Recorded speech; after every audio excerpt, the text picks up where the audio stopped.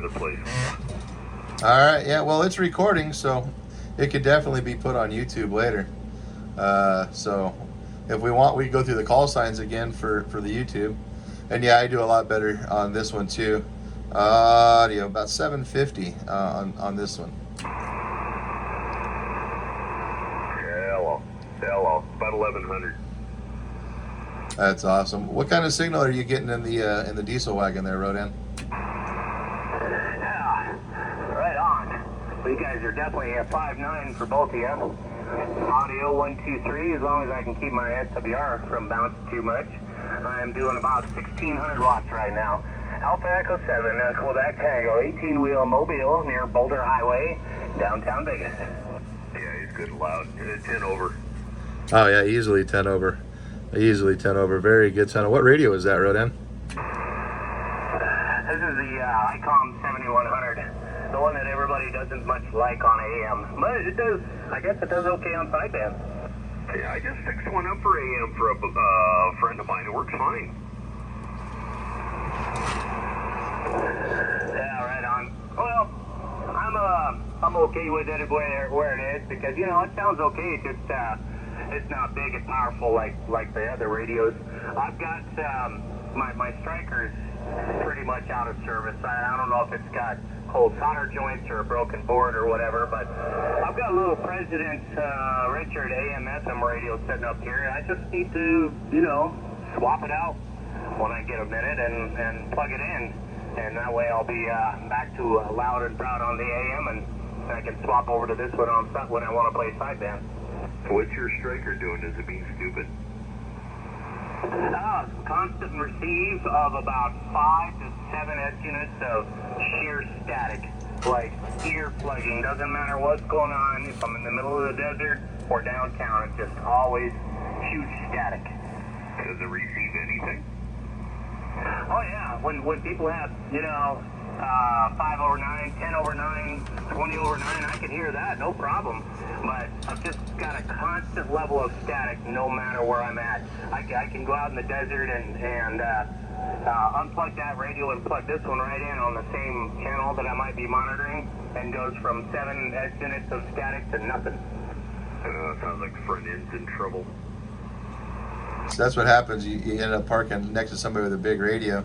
It might have got to the front end of that thing.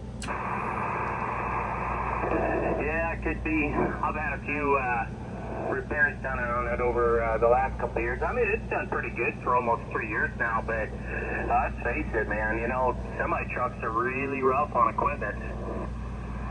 Yeah, just keep it out of Kelly's shop. Which model is it? It's the 955. I'll look up the print on it and see what's going on. Maybe I can help you with it. Hey Rod, speaking of shops, if I drop your name at our buddy up north, will that do me any good? Oh, Luke? Yeah. I don't know. It always gets a giggle out of him, especially when he starts thinking about me when I'm under the influence. Yeah, I don't need no special service or no kind of rush, but I would like to send him something to have him look at when he gets a chance. I understand that could be a year from now, but I don't know that he's even taking anything right now. Well, he posts his phone number on every YouTube. Just give him a call Monday through Friday during his hours. I think it's like 9 to 5 or something. And don't leave multiple messages because that doesn't make it any faster for him to respond. But yeah, he eventually gets back to you. And I don't know the answer because I don't keep up on his YouTube. It's too much sometimes. Yeah. No, I just figured I'd ask if I dropped your name, if it would do me any good. But you know, I don't like to just drop names because. But I knew you guys were pretty good friends. As far as bumping you into the front of the line, I don't think that's going to happen.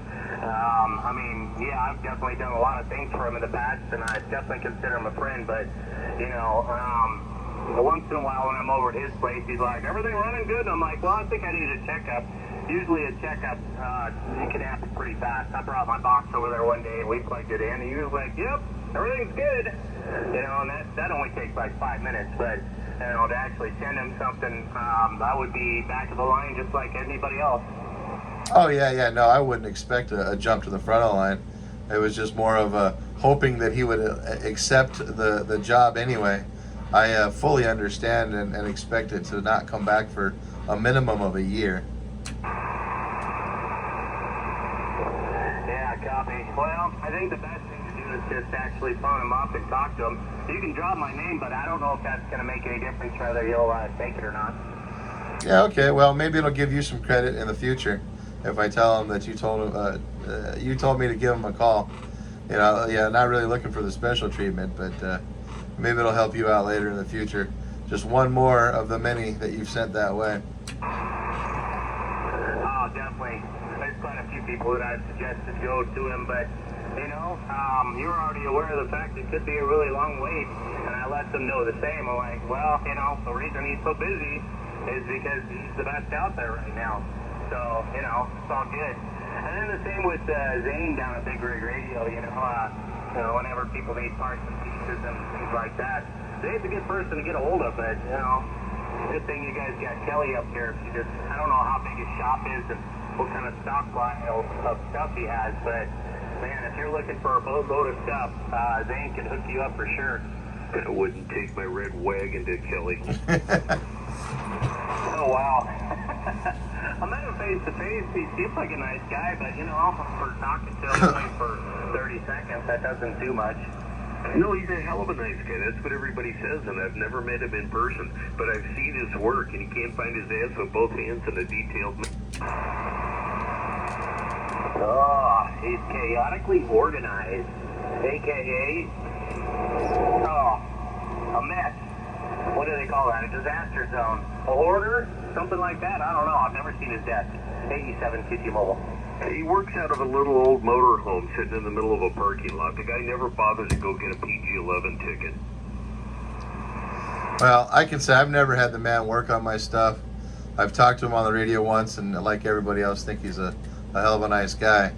But the horror stories that I've heard from multiple different people on different occasions that I do trust, yeah, I'd be very leery myself. But that's a whole new other thing. So anyhow, N7RMK and the group with NO7BS and AE7QT.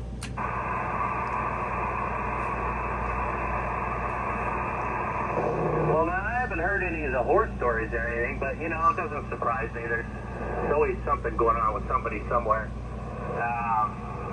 I remember the one time I did talk to him, he mentioned to my radio, yeah, that thing's it's really overmodulated. It sounds like it's too loud. Who'd you have working on it? I said, Zane, and he goes, oh, bring it on over to my shop and I'll fix it for you. That's kind of funny. And I was thinking, you know, I got a microphone game. That's kind of what it's there for. I can fix it myself.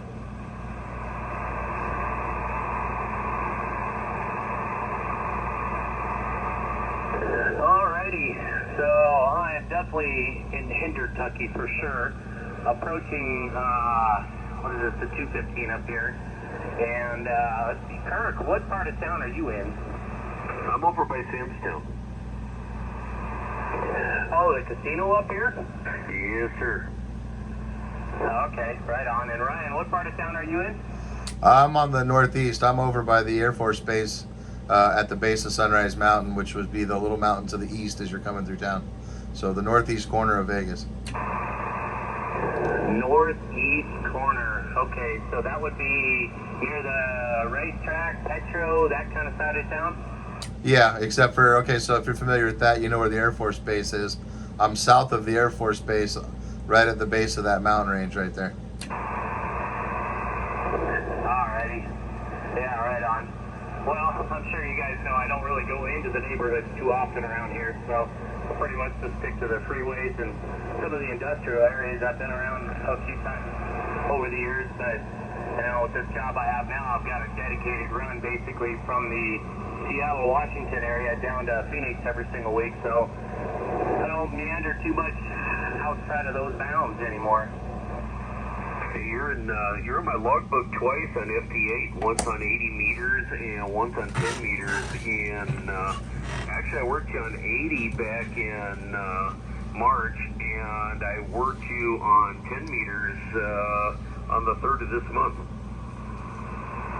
Oh, nice. Yeah, that was one of those days where there was just only a couple of signals popping out of the scope, and I thought, all right, kind of slow, but I'll take anything I can get. Yeah, it was a 23:58 hours UTC, and what is it right now? It's 20. Well, it was about this time. It was about this time on the 3rd. Yeah, right on.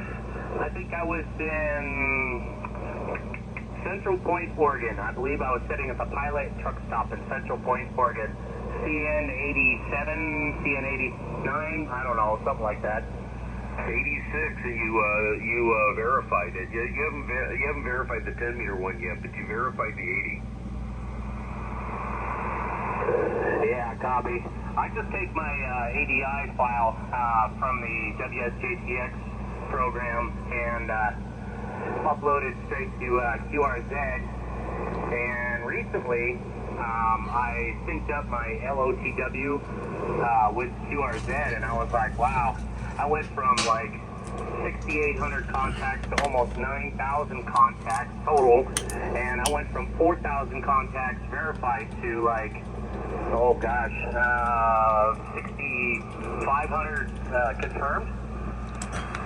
No, that sounds good. I do the same thing. I pull the ADIF file from EQSL and schlep it across. FT8 ain't real ham radio. Oh, shut up. That's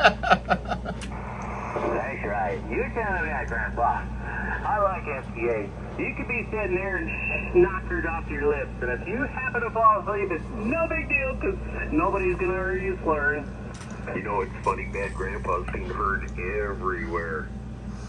Yeah, I believe it. He's quite the personality for sure. Oh, man. I hate it when big trucks keep me stuck in the left-hand lane, and I'm just sitting here still futzing around 45 miles an hour plugging the lanes. I'm sorry, everybody behind me.